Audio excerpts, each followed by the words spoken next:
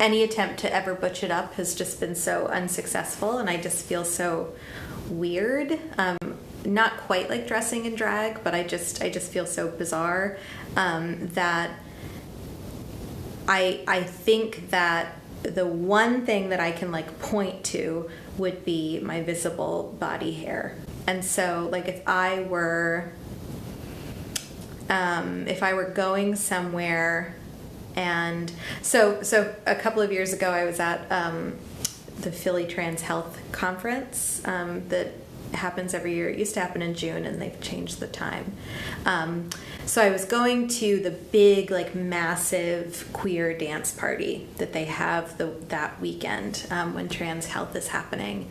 And I was wearing, I really love jumpsuits and onesies, and I was wearing this,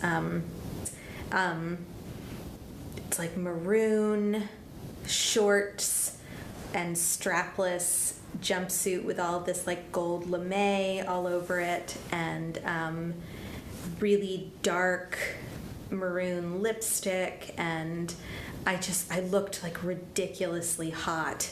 And I was going to this party, and I asked this group of people like for directions to the club, and it was this group of like queer folks. I went up and I was like, "Hey, I'm looking for the party at Single Cycle or whatever it was called." And they were like, and this group of people were like, "You know that's a gay club, right?" And I was like, Yeah, I know it's a gay club." And they were like, "Okay, but like everyone there is gay." And I was like, "Yeah, and so am I. Like I'm going to that club." And this was like these people were supposed to be family, you know, they were like supposed to know, and they're saying to me, "It's a gay club. Everyone there is gay." And I was like, "Yeah, I'm gay. I'm a gay person." And I remembered, like, I shouldn't have had to, like, prove it to anyone. I'm just over, like, proving anything to anyone. Fuck, I don't have time for that anymore. But I, like, lifted up my arms, because I have, like, 2 chinchillas under my armpits. And I was like, look, these are, like, see, I'm gay. Like, no self-respecting straight woman would have all of this body hair, you know? And they were kind of like, oh, it was like the passport, or like I just needed something, you know? Yeah. So this is what I was wearing the night at that queer party, where I was apparently not passing enough to be welcomed into that space. Fine, but I mean, you know, the joke about the U-Haul and the flannel, that's how you identify lesbian neighborhoods. But the idea being, I could wear jeans, I could wear, you know, ratty, torn up Converse and a t-shirt and flannel, and I was comfortable finally in my own skin. Yeah. Mm-hmm. Uh-huh. Oh, here's a good butch picture of me. Mm-hmm. Why would you just say that this one's butch? Because I have a good haircut and I like my shirt. This is when I was thinner, and I was dating a girl that cut my hair, and it was really good. Mm-hmm. Mm-hmm. Yeah. Because I kind of look like a boy. Mm-hmm. So, and I like it. Mm-hmm. And what year? 85. This would be like 2001, 2002. Yeah. That was a constant battle.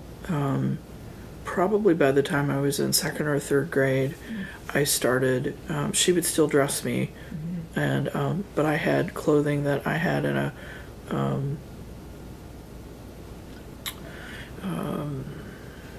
a cooler in the garage, and so I'd go out the front door, and then I'd circle back and go in the back door of the garage and change clothes, and then go to school.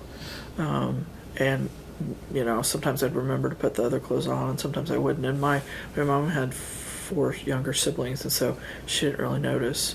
But it was probably 6th grade, 7th grade, maybe, before I started to be able to wear what I wanted. Mm-hmm. So my dad finally got tired of us fighting about it, and he was just like, just let her wear what she wants. Thanks for bringing out so many photos. I love this. Yeah. This is great. Here I am at a birthday. I'm very cute. Would you say your mom chose that? Yes, I'm a year old, yeah. And this is one of my very favorite. I picked this outfit out. Mm-hmm. And is this is my grandma. Oh, your grandma.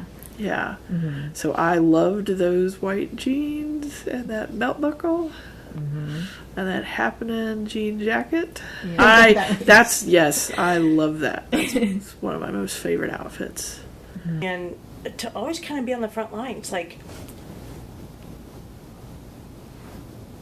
again, 1,000 times a day or 100 times a day, I might be in an environment where I have to make that split-second choice about whether to say the word spouse or wife, right? Because I'm either coming out or not coming out when I do that. But because it's an automatic assumption, and because I look the way that I do, I don't always get to make that choice. And there are days when I don't want to carry the sword. There are days when I do want to just use, I don't want to have to make a declaration.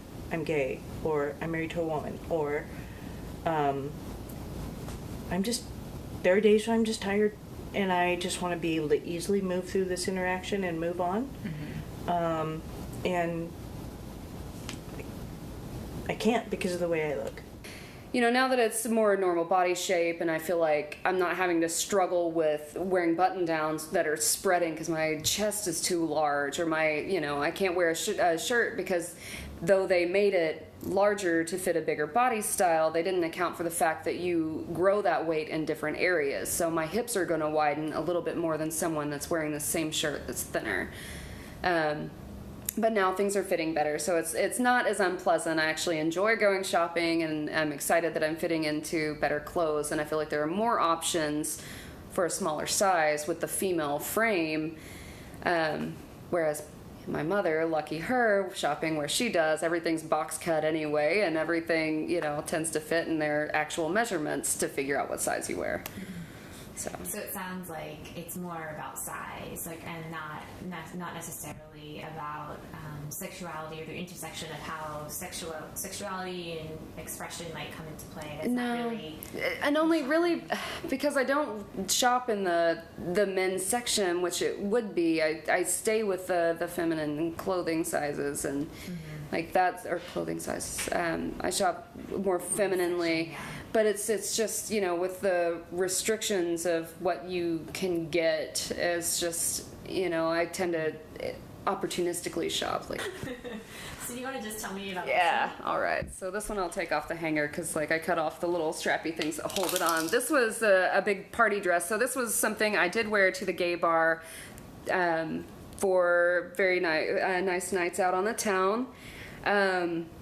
I like this one a lot because kind of I don't know if that's like ruching or what you would call it, but it was a flattering shape and it felt like it hid my flaws, but also I like the asymmetric cut. But this was my go-to kind of slutty bar dress. Yeah, so. yeah, and so you'd wear this to the gay bar. Oh yeah, oh yeah. River Wild was a drag king that I got friendly with because of this dress, so it's my lucky dress, I guess. I'll let you take those two. But and this is my nice super lesbian camping shirt. I like this. I wore this the entire trip because it was so cold. I wore it the first day there as just a standalone shirt, and then after that I wore it over my other clothes. I slept in it because it was the warmest thing I had, and it still smells like a campfire. So I haven't done my laundry yet since Friday. So I am bisexual or pansexual. I think I know that for some people the label is really important, but I feel like the substance behind the label is the important part, and it's just that I am attracted to people as individual people, and I don't particularly care. Like I'm not saying that there's no way that I would be attracted to women, or there's no way that I would be attracted to really feminine women or really feminine men or whatever. Like it's so I'm bisexual, and it's the kind of thing that I feel like growing up in a small town, you don't have an adequate vocabulary to describe a lot of life experiences. So bisexual works because it seems really easy for people to understand. Pansexual requires a lot more explanation that I don't necessarily feel like I want to give someone that needs that explanation. So, but I got my hair cut really short when I was 16, and there was a lot of like, oh, so you're gay now, because my hair is short and because I'm outspoken and because I wear pants. Like, I don't know, but So I am just now getting comfortable with she, her, hers. And a year and a half ago, I had no idea that some people, that was something significantly relevant. No, I mean, I should say they have changed in the sense that no one, I didn't think of them really, gender was sort of assigned to me at birth. And I think, I don't have a problem with that. I'm just saying that I never really considered it. And so they have changed. And it was only when I was first made aware of the opportunity to say, what would you like, what are the pronouns that you like to be, would you like to see? So it was only then that I realized kind of the significance. I don't know. I know that there are people that I've met in the community, on campus, where, and so seeing, who have known me only as a person who dresses in clothes designed from that, generally speaking, I assume. And then, so if when I show up one day and and I look completely different and I'm wearing clothes that were most likely designed for women. I'm really kind of, I'm a little bit afraid of what that's going to be like. And I lost that job because I was gay, which I didn't perform that well at that job. So there was some things that were said to me and the family that owned it. It was a really small company and they're pretty Catholic. And on April 1st, they told me that I was no longer employed there. And they also framed it as, I remember the father, one of the owners, said to me, "You left us in here." And they're like, "No, you're asking me to leave. I don't understand this." And I didn't understand it until I talked to my parents, and they're like, "Oh, they don't want to pay unemployment," or whatever it was. So I don't know if that was the case or whatever, but it seemed odd to me. And I was like, I didn't leave. Right. You're asking me to leave. Those two, they were probably in their later 20s. I don't think they had any ill intent, but it made me really uncomfortable. And so now looking back, it feels like what I know now is a microaggression of it wasn't intended to be that way, but I felt shame about being gay and then not being out. So, and then the mother of, so the guy that fired me, his wife, at the Christmas party, the company Christmas party, and I guess somewhere in between there, I had told my two coworkers that, yeah, I am gay, because she came up to me at the dinner and grabbed my shoulders and looked at me in the eyes and said, "I love you anyway." I was like, "What? I don't even know you." I had just met the woman, and I think so how I dress is more masculine, but it's actually just more, not, well, maybe teenagery with jeans and sweatshirts and stuff. Yes. But I tend to buy men's clothing because I'm tall and I'm large. So women's clothing traditionally just doesn't fit my body type. Even when I was really thin, I would still buy men's jeans and clothes because the women's, even the tall sizes, just didn't fit me right. Like the crotch was like super long, mom jean kind of thing. So I tend to identify.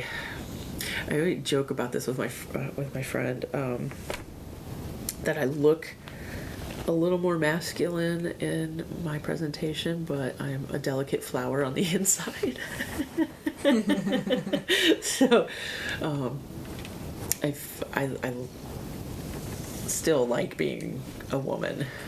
So I feel feminine in that aspect, but I don't present myself very traditionally accepted feminine. We're talking about old school dykes. Old school dykes that I would say the age group would be probably 50 plus in my mind.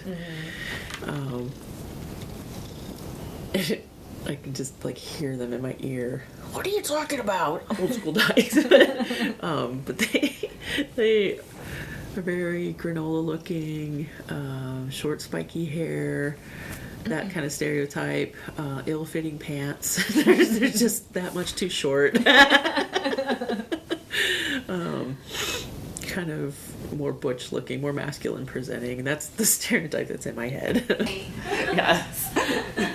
So I think there's, I try and capture elements of both femininity and masculinity and create kind of clothing that makes me feel comfortable and confident, and that makes me feel like myself. So a lot of times that looks like wearing button downs and like a great blazer and, you know, some jeans or slacks.